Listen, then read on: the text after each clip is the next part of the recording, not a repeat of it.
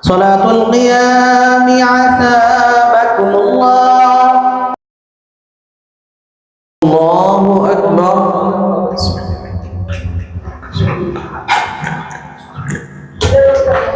الحمد لله رب العالمين الرحمن الرحيم مالك يوم الدين. إياك نعبد وإياك نستعين اهدنا الصراط المستقيم صراط الذين أنعمت عليهم غير المغضوب عليهم ولا الضالين. فإن كذبوك فقد كذب رسل من قبلك جاءوا بالبينات والزبر وبالكتاب المنير. بسم الله. يا أيها الناس اتقوا ربكم الذي خلقكم من نفس واحدة وخلق منها زوجها وبث منهما رجالا كثيرا ونساء واتقوا الله الذي تساءلون به والأرحام إن الله كان عليكم رقيبا. وآتوا اليتامى أموالهم ولا تتبدلوا الخبيث بالطيب ولا تأكلوا أموالهم إلى أموالكم إنه كان حوبا كبيرا.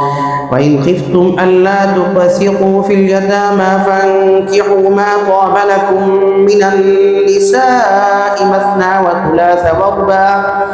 فإن خفتم ألا تعدلوا فواحدة أو ما ملكت أيمانكم ذلك أدنى ألا تعولوا. وآتوا النساء صدقاتهن نحلة فإن طبن لكم عن شيء منه نفسا فكلوه هنيئا مريئا.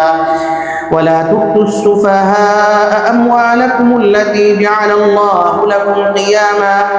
وارزقوهم فيها واكسوهم وقولوا لهم قولا معروفا. وابتلوا اليتامى حتى إذا بلغوا النكاح فإن آنستم منهم رشدا فادفعوا إليهم أموالهم ولا تأكلوها إسرافا وبدارا أن يكبروا. ومن كان غنيا فليستعفف ومن كان فقيرا فليأكل بالمعروف. فإذا دفعتم إليهم أموالهم فأشهدوا عليهم وكفى بالله حسيبا. للرجال نصيب مما ترك الوالدان والأقربون وللنساء نصيب مما ترك الوالدان والأقربون مما قل منه أو كثر نصيبا مفروضا. وإذا حضر القسمة أولو القربى واليتامى والمساكين فارزقوهم منه وقولوا لهم قولا معروفا. وليخشى الذين لو تركوا من خلفهم ذرية ضعافا خافوا عليهم فليتقوا الله وليقولوا قولا سديدا. إن الذين يأكلون أموال اليتامى ظلما إنما يأكلون في بطونهم نارا وسيصلون سعيرا. يوصيكم الله في أولادكم للذكر مثل حظ الأنثيين فإن كن نساء فوق اثنتين فلهن ثلثا ما ترك وإن كانت واحدة فلها النصف ولأبويه لكل واحد منهما السدس مما ترك إن كان له ولد. فإن لم يكن له ولد وورثه أبواه فلأمه الثلث فإن كان له إخوة فلأمه السدس من بعد وصية يوصي بها أو دين. آباؤكم وأبناؤكم لا تدرون أيهم أقرب لكم نفعا فريضة من الله إن الله كان عليما حكيما. ولكم نصف ما ترك أزواجكم إن لم يكن لهن ولد فإن كان لهن ولد فلكم الربع مما تركن من بعد وصية يوصين بها أو دين ولهن الربع مما تركتم إن لم يكن لكم ولد، فإن كان لكم ولد فلهن الثمن مما تركتم من بعد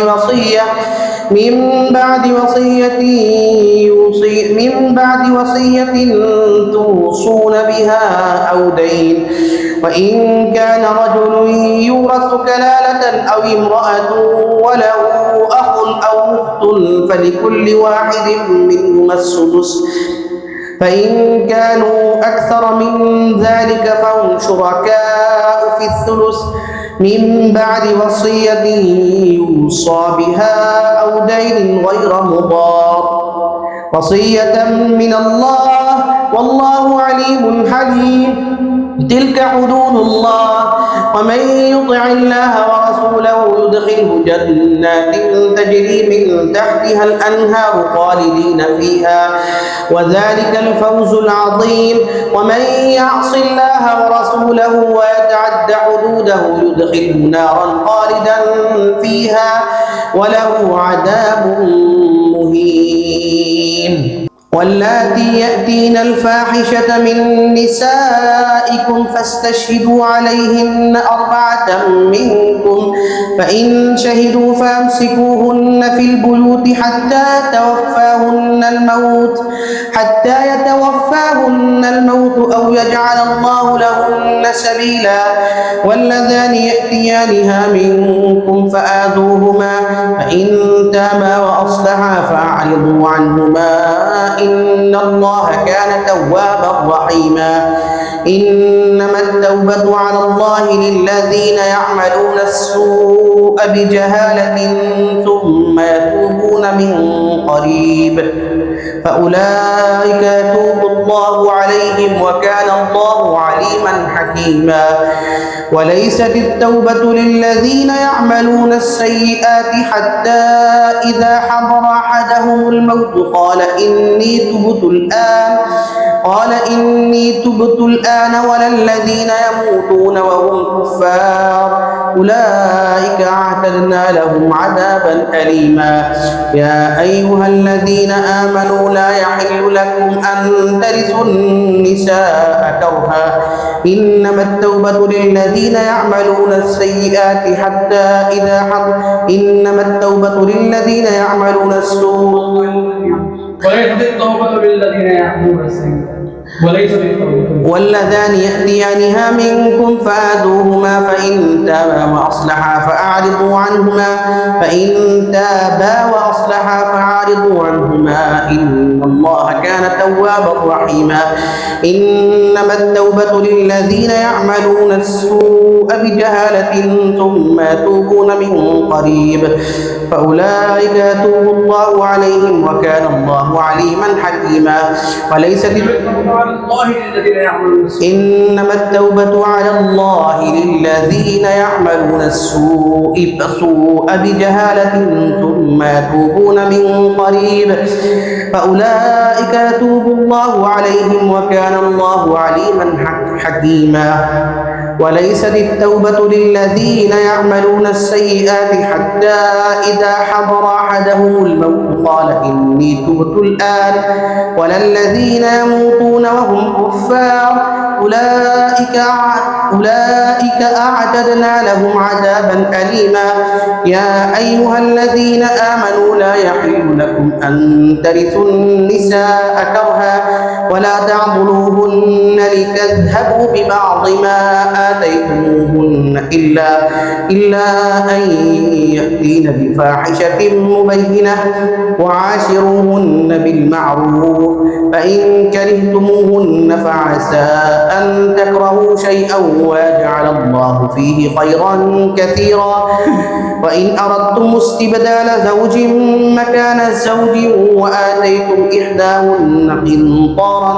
فلا تأخذوا منه شيئا أتأخذونه بهتانا وإثما مبينا وكيف تأخذونه وقد أفضى بعضكم إلى بعض وأخذن منكم ميثاقا غليظا ولا تنكحوا ما نكح آباؤكم من من النساء إلا ما قد سلف إنه كان فاحشة ومقتا وساء سبيلا.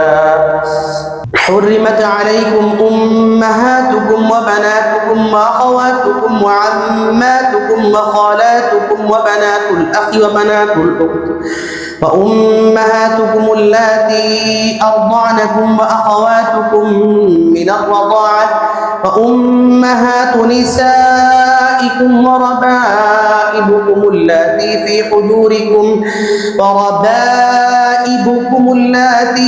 حجوركم من نسائكم اللاتي دخلتم بهن فإن لم تكونوا دخلتم بهن فلا جناح عليكم وحلائل أبنائكم الذين من أصلابكم وأن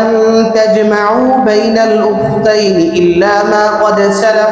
إن الله كان غفورا رحيما. والمحصنات من النساء إلا ما ملكت أيمانكم كتاب الله عليكم وأحل لكم ما وراء ذلكم أن تبتغوا بأموالكم محسنين غير مسافحين فما استمتعتم به منهن فآتوهن أجورهن فريضة ولا جناح عليكم فيما تراضيتم به من بعد الفريضة إن الله كان عليما حكيما. ومن لم يستطع منكم طولا أن ينكح المحصنات المؤمنات فمما ملكت أيمانكم من فتياتكم المؤمنات والله أعلم بإيمانكم بعضكم من بعض فانكحوهن بإذن أهلهن وآتوهن أجورهن بالمعروف محصنات غير مسافحات ولا متخذات أخدان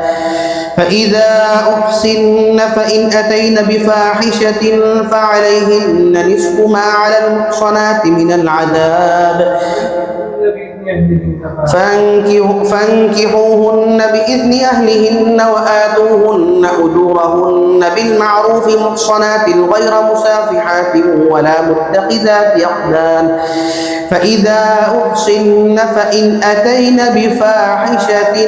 فعليهن نصف ما على المحصنات من العذاب ذلك لمن خشي العنة منكم وأن تصبروا خير لكم والله غفور رحيم.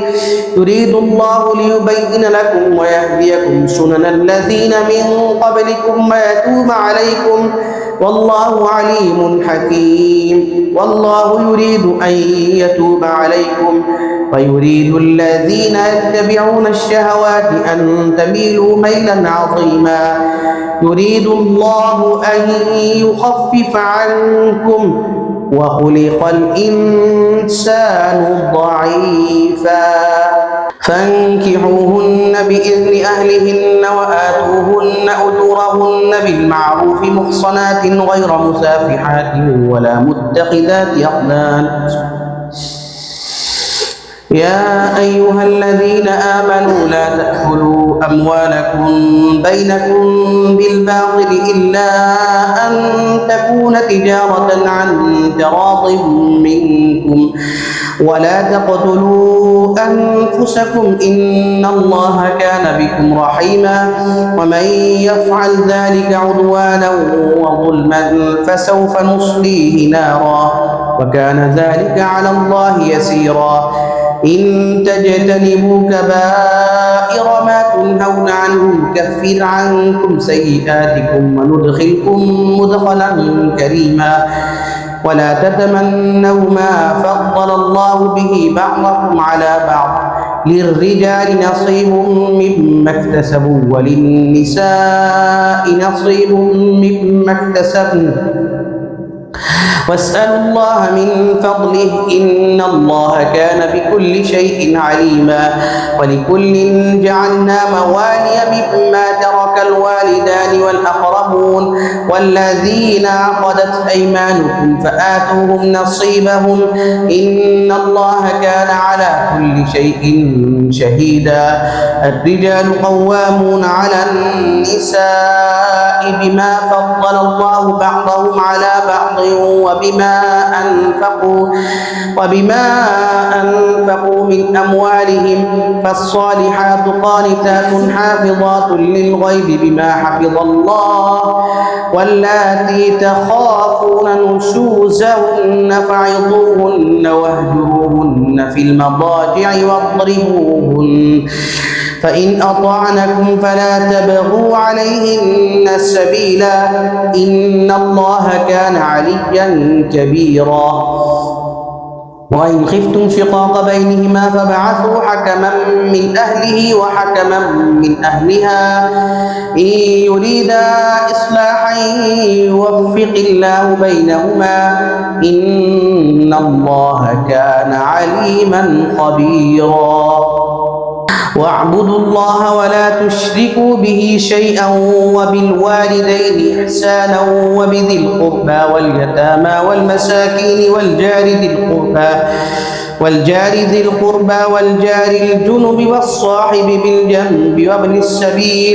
وابن السبيل وما ملكت أيمانكم إن الله لا يحب من كان مختالا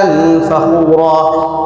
الذين يبخلون ويأمرون الناس بالبخل ويكتمون ما آتاهم الله من فضله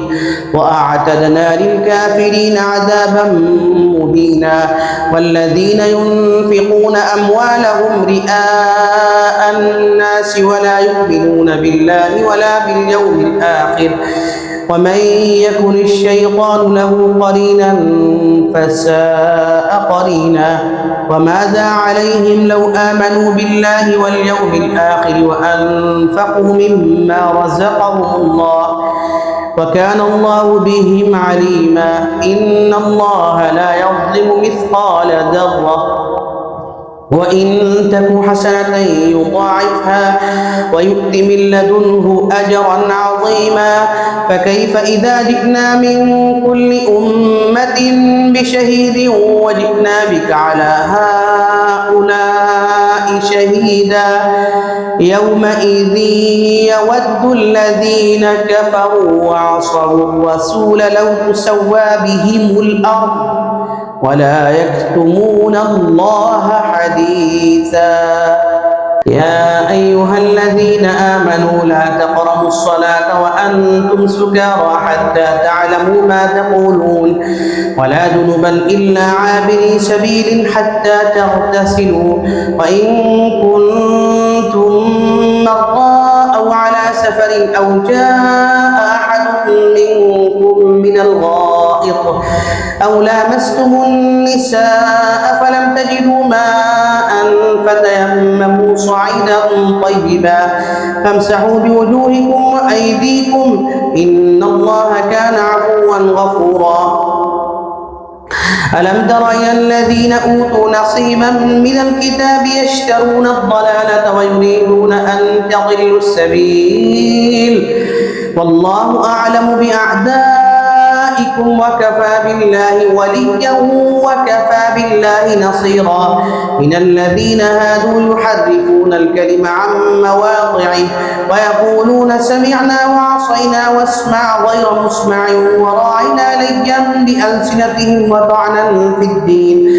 ولو أنهم قالوا سمعنا وأطعنا واسمع وانظرنا لكان خيرا لهم وأقوم ولكن لعنهم الله بكفرهم فلا يؤمنون إلا قليلا يا أيها الذين أوتوا الكتاب آمنوا بما نزلنا مصدقا لما معكم من قبل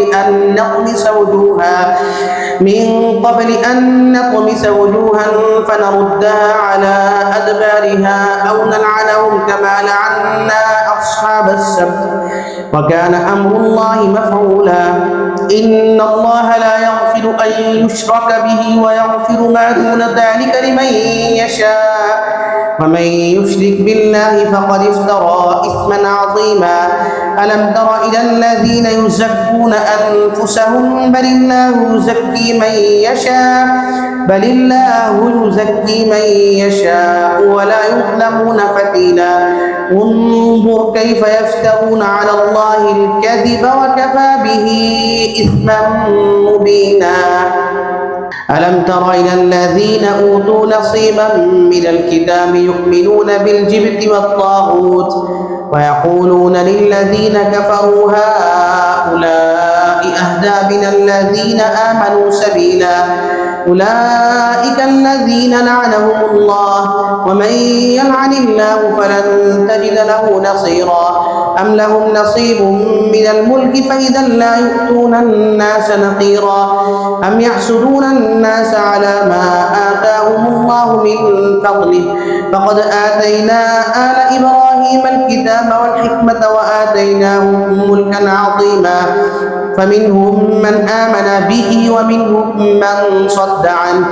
وكفى بجهنم سعيرا إن الذين كفروا بآياتنا سوف نصليهم نارا كلما نضجت جلودهم بدلناهم جلودا غيرها ليذوقوا العذاب إن الله كان عزيزا حكيما والذين آمنوا وعملوا الصالحات سندخلهم جنات تجري من تحتها الأنهار خالدين فيها أبدا لهم فيها أزواج مطهرة وندخلهم ظلا ظليلا إن الله يأمركم أن تؤدوا الأمانات إلى أهلها وإذا حكمتم بين الناس أن تحكموا بالعدل إن الله نعم ما يعظكم به إن الله كان سميعا بصيرا يا أيها الذين آمنوا أطيعوا الله وأطيعوا الرسول وأولي الأمر منكم فإن تنازعتم في شيء فردوه إلى الله والرسول إن كنتم تؤمنون بالله واليوم الآخر ذلك خير وأحسن تأويلا ألم تر إلى الذين يزعمون أنهم آمنوا بما أنزل إليك وما أنزل من قبلك يريدون أن يتحاكموا إلى الطاغوت وقد أمروا أن يكفروا به ويريد الشيطان أن يضلهم ضلالا بعيدا فإذا قيل لهم تعالوا إلى ما أنزل الله وإلى الرسول رأيت المنافقين يصدون عنك صدودا فكيف إذا أصابتهم مصيبة بما قدمت أيديهم ثم جاءوك يحلفون بالله إن أردنا إلا إحسانا وتوفيقا أولئك الذين يعلم الله ما في قلوبهم فأعرض عنهم وعظهم وقل لهم في أنفسهم قولا بليغا وما أرسلنا من رسول إلا ليطاع بإذن الله ولو أنهم إذ ظلموا أنفسهم جاءوك فاستغفروا الله واستغفر لهم الرسول لوجدوا الله توابا رحيما فلا وربك لا يؤمنون حتى يحكموك فيما شجر بينهم ثم لا يجدوا في أنفسهم حرجا مما قضيت ويسلموا تسليما ولو أنا كتبنا عليهم أن اقتلوا أنفسكم أو اخرجوا من دياركم ما فعلوه إلا قليل منهم ولو أنهم فعلوا ما يوعظون به لكان خيرا لهم وأشد تثبيتا وإذا لآتيناهم من لدنا أجرا عظيما ولهديناهم صراطا مستقيما الله والرسول فأولئك مع الذين أنعم الله عليهم من النبيين والصديقين والشهداء والصالحين وحسن أولئك رفيقا ذلك الفضل من الله وكفى بالله عليما يا أيها الذين آمنوا خذوا حذركم فانفروا ثبات أو انفروا جميعا وإن منكم لمن ليبطئن فإن أصابتكم مصيبة قال قد أنعم الله علي إذ لم أكن معهم شهيدا ولئن أصابكم فضل من الله ليقولن كأن لم تكن بينكم وبينه مودة يا ليتني كنت معهم فأفوز فوزا عظيما فليقاتل في سبيل الله الذين يشرون الحياة الدنيا بالآخرة ومن يقاتل في سبيل الله فيقتل أو يغلب فسوف نؤتيه أجرا عظيما. وما لكم لا تقاتلون في سبيل الله والمستضعفين من الرجال والنساء والولدان الذين يقولون ربنا أخرجنا من هذه القرية الظالم أهلها واجعل لنا من لدنك وليا واجعل لنا من لدنك نصيرا. الذين آمنوا يقاتلون في سبيل الله والذين كفروا يقاتلون في سبيل الطاغوت فقاتلوا أولياء الشيطان إن كيد الشيطان كان ضعيفا.